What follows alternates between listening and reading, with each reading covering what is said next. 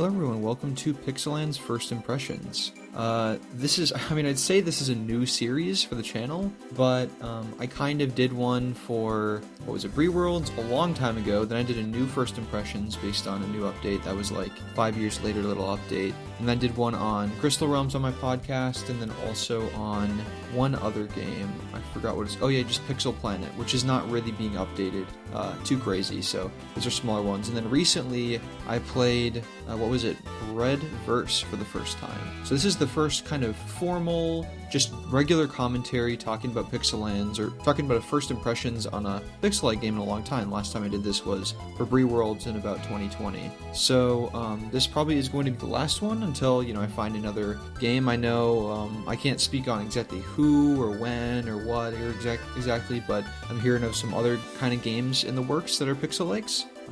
So eventually when those do come out and I can talk about them, I'd love to make first impressions as well, an honest first impressions. So the first aspect of PIXELANDS is kind of its rough development history. I don't know too much. This is kind of rumors or what I heard on stream, but essentially, as far as I know, the story goes that it started in 2019, and after some time, PIXELANDS got abandoned, but it recently got picked up, I think, around 2024, so a year ago now, because I look back in the Discord history and it only goes to 2024. I think that's when they were setting up the server, the Discord server, and then I'm sure they launched back the game. But because it's only really a year old, and then of course it's based on that original 2019 version, it's not very unique yet.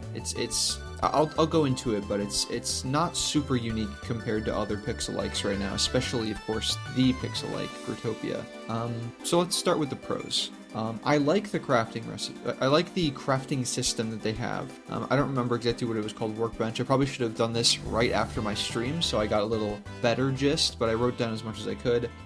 I personally like recipes more. It gives more stakes. Like splicing and trees, and though it's kind of annoying to wait for the trees to grow, it gives more stakes and weight and balance to different OP recipes or cooler items because they're more difficult to craft. But how they remedy this in essentially the crafting system is, again, as far as I remember, you use different amounts of an item. You could use, like, for example, 10 lava or 5 background, or you're using 5 ore and something to make something. It's very similar to Breadverse, and I believe even Crystal Realms is like that too.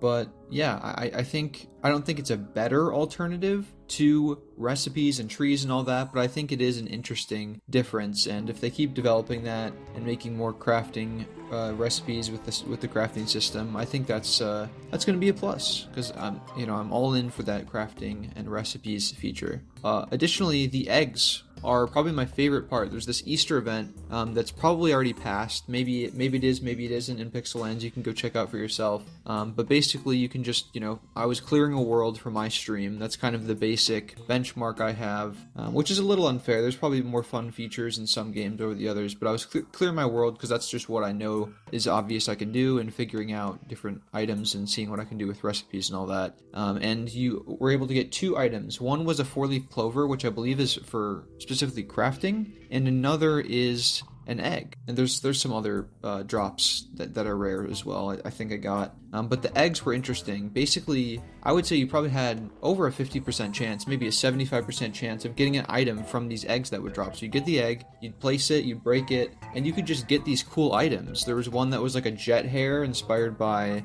what's called Valorant. There's some other cool hairs and masks and all that sort of stuff. I got a ton of ultra rare clothing pieces, some really, really cool stuff, and that allows for some good profiting right off the bat. I think it was, you can sell the eggs for 25 to 50. In all, clearing the world, I probably only got maybe 80 of them, if I think about it. So I probably could have gotten a couple world locks worth of the eggs, but obviously it was more fun to just open them, and that's what I would have preferred anyway. I was lucky someone came and helped me, place a world lock, or, that's the main thing, getting the world lock up, because it's expensive to try to get. And yeah, I was lucky with that. I didn't even small lock it, I don't think. I just made a little bit of lapse of judgment there. But yeah, the eggs were really, really fun. And again, on that, the items were really, really fun. Like I just said, I thought the items were cool. A couple of them seem inspired by Growtopia. I still don't really know what to think about that. Games that, like, are in the same genre, have a similar art style, taking an item from one game to another, copying it or however you call it, or making it very, very similar. Like, it's interesting. I think Pixel Worlds is a good example of they never really did that for Growtopia, not even close. When they added Angel Wings, it was like 8 years after their development, and they didn't look, they're Angel Wings, they look like Angel Wings, but obviously they didn't look too similar to Growtopia's Angel Wings. And then you have PIXELANDS, which has some items that are inspired. I can't name them off the top of my head, but for example, like there was this sort of, like a Deathbringer, or, the guy with the scythe, Grim Reaper sort of mask with the black mask, and I feel like I remember something about that being in Growtopia. Still cool, but it just is a little worse because PIXELANDS has a very similar art style to Growtopia. It's more of like, it's kind of like, how there's those new items in Growtopia that don't really jive with the old 2013 art style. It's kind of like if those new items were the actual art style from the beginning. So the characters kind of like that, the items are like that, which is good because I think the new items in Growtopia look better. It's just that they don't jive with the old art style, so it kind of diminishes them a little bit by proxy, unfortunately. So that's why I do have to also say the art is better. It's like an evolved version of Growtopia art, which is fine. I still prefer Pixel World's art, and Crystal Realms is lovely, and Pixel Planet. Those are all my favorite art styles for the games. Breadverse is good too. It's definitely better than Growtopia, which again, low bar, but it's worth mentioning.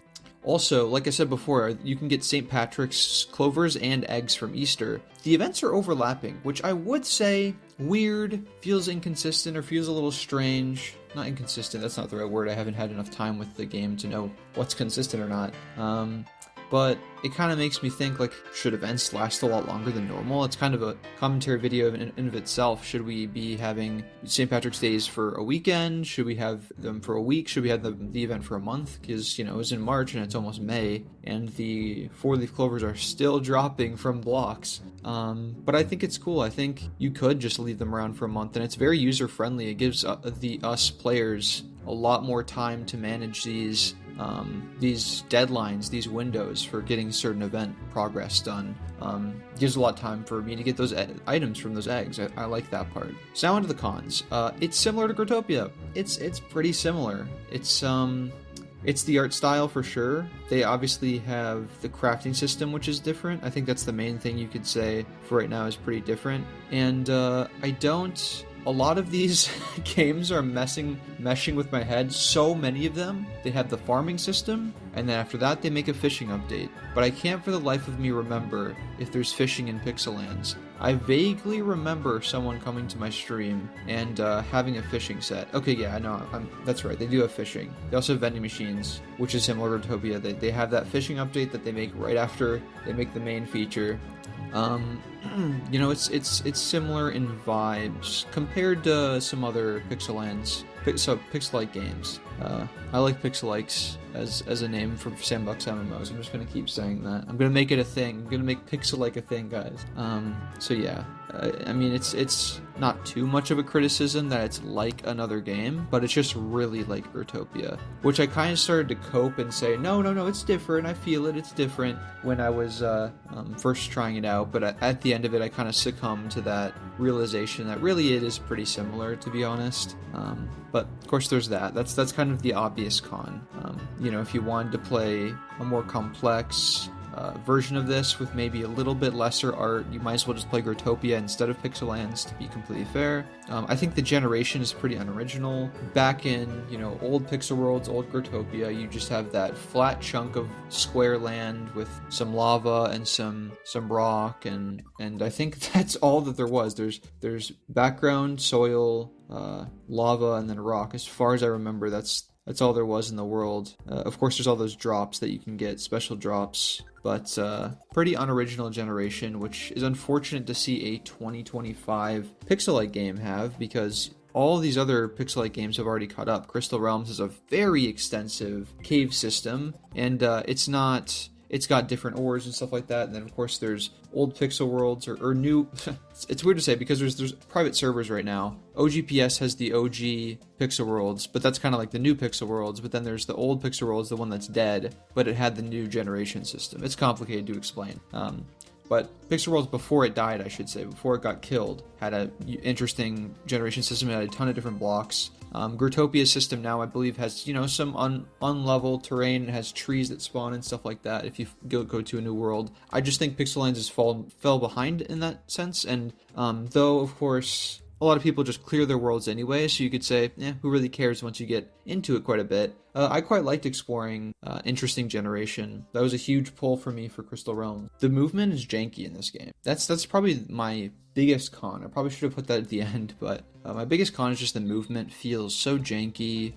It's like you get stuck when you're moving just normally. Like you're moving with nothing around you, just in the air, you kind of get stuck a little bit. And I'm sure they're working on that, but I don't know if they've only had it out. I mean, it seems like they've had it out since October of last year. So not too long, right? You know, just half a year-ish it's been out, but I feel like that's kind of a huge problem. I don't know how easy that is to fix, admittedly, the janky movement. And it's not like, I'm not saying it's laggy or you see other players lag like you do in Growtopia and Pixel Worlds, and they're, you know, moving around. It's like your client-side movement when you're moving around just feels wrong. That's one of my biggest pet peeves with PIXELANDS. And then one other thing is just a personal glitch that I got, which was really upsetting. I say upsetting, like I'm so offended that this glitch happened. But you know, I'm clearing a world, right? So it's important that I get rid of the surplus of items so that there's not a bunch of items everywhere that I can't pick up. So I'm trying to delete the items or drop them or do something so I can get rid of them temporarily. And I can't do it. I pressed the deleting feature, the drop feature, it just doesn't work. And I found out there was some complication with the crafting system that was preventing me from dropping the items. Like it thought I was already in the menu, and you know, for half an hour, it thought I was in the menu the whole time, so it wouldn't let me drop it. Eventually, someone luckily came in with a vending machine. Actually, I might be able to call them out.